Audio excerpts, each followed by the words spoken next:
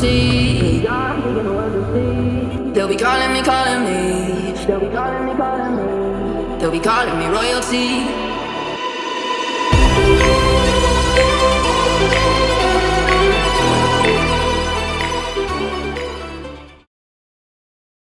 So what's up guys, welcome back to my YouTube channel.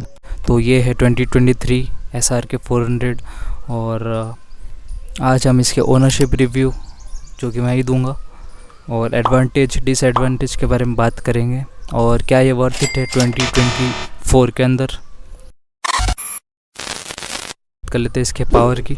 तो ये power produce करती है almost 40 bhp, 37 Newton of torque. अब बात कर लेते हैं इसके कॉम्पिटिटर्स की। सबसे पहले आ जाता है अप्रीलिया। इससे बहुत ज़्यादा बेटर बाइक है और मैं रिकमेंड करता हूँ कि आपको अप्रीलिया ज़रूर लेनी चाहिए। दूसरी बाइक है कावासाकी 400। वर्थ नहीं है क्योंकि एक 400 cc की ट्विन सिलेंडर 6,20,000 ऐसी कुछ प्राइस रेंज में आ रही है, क्योंकि बहुत ज़्यादा ही है। बट ये है उसकी पावर टॉर्क बहुत ज़्यादा है क्योंकि है कावासाकी, ब्रांड वैल्यू बहुत है। अब तीसरी बाइक की बात कर ले जो कि कावासाकी की ही है, कावासाकी 300। वो वर्थ है क्योंकि उसकी प्राइस भी कम है और आप अफोर्ड कर सकते हो। अपन SRK की बात करें तो इसकी एक शोरूम प्राइस है 3,70,000। ऑन रोड ही पड़ जाती है राजस्थान के अंदर 4,70,000।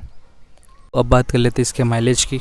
तो ऑलमोस्ट 19-20 का माइलेज आराम से देती है सिटी के अंदर और 25 का माइलेज आराम से देती है हाईवेज के अंदर। तो हाईवे तो मैं ज़्यादा लेके नहीं गया कभी।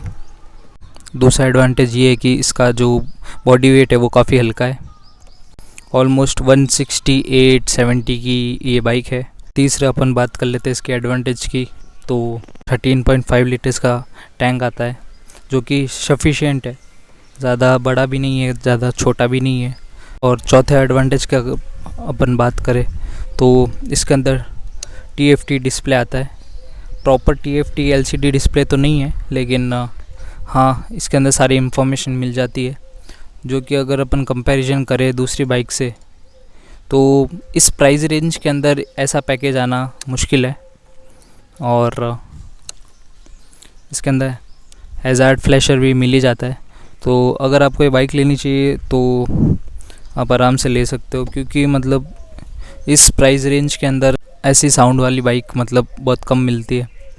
और एक बार आपको मैं इसका साउंड सुना देता हूँ। एक्चुअली ये मंदिर है तो इधर ऑन कर नहीं सकता, फिर भी एक बार इसका मैं आपको साउंड सुना देता हूँ।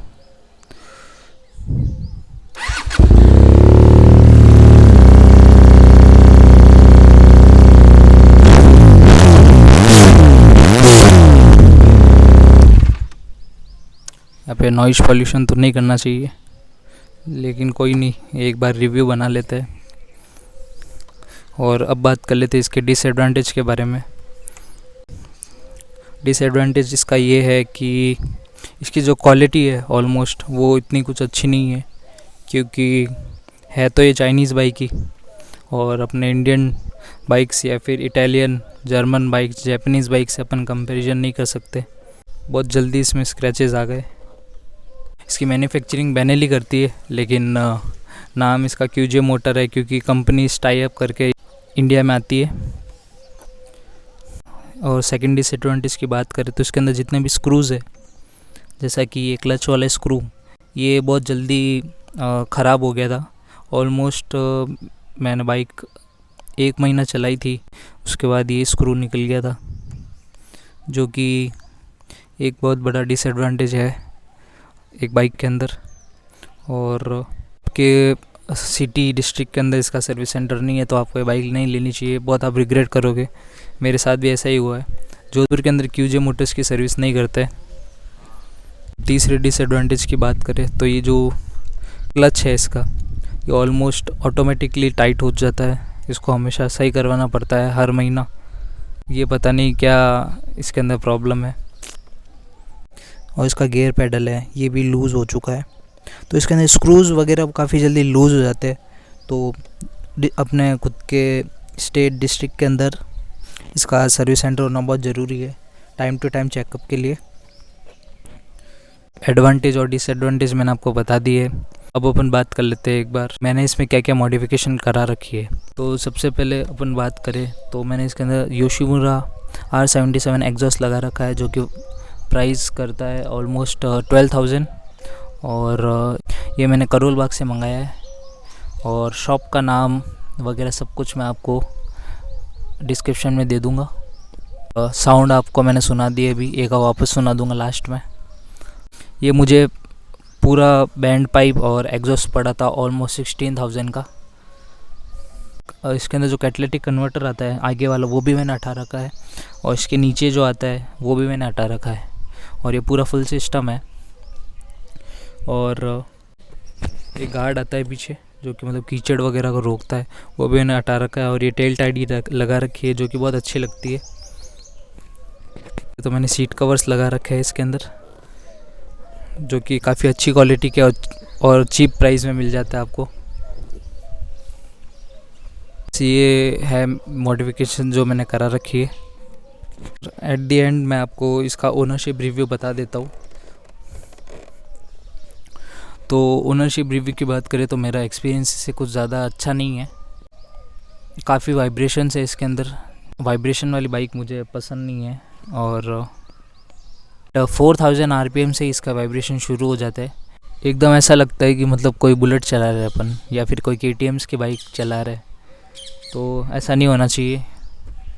और है तो ये बेनेली की बाइक, तो बेनेली को थोड़ा देखना चाहिए, क्योंकि मतलब TNT 300 का इंजन है, TNT 302 का वही बाइक है पूरी। खाली फेयरिंग और खाली आगे वाली फेयरिंग और थोड़ा सा ऊपर का लुक चेंज है। कंपनी कभी कॉल वगैरह उठाते नहीं है, वो रिस्पॉन्सिबल है ही नहीं। और इसकी जगह आप GT ले सकते हो, जोधपुर के अंदर रहते हो तो GT और बहुत सारी बाइक्स है, KTM RC390 वो जो कि मतलब बेस्ट बाइक है, लेकिन उसका कलर बिल्कुल अच्छा नहीं है। और अपन बात कर लेते हैं इसकी ब्रेकिंग की। ब्रेकिंग इसकी बिल्कुल भी अच्छी नहीं है। ऑलमोस्ट 1-2 बार मैं ठुक चुका हूँ लोगों के अंदर, खाली किसी को कुछ हुआ नहीं है।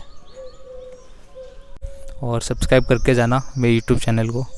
एंड 2000 फॉलोवर्स होने वाले, और thank you guys for your support, मैं तो यही बोलूँगा। ओके